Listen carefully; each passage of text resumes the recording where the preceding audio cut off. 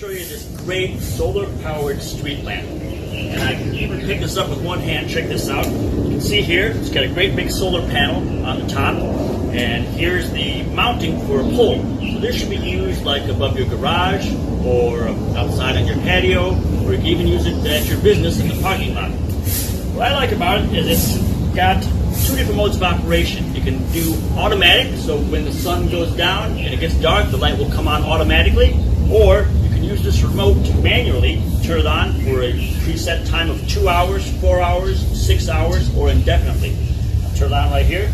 You can see there, it comes right on. It's got 3 different brightness modes. I can change if it's too bright. I can change it like that.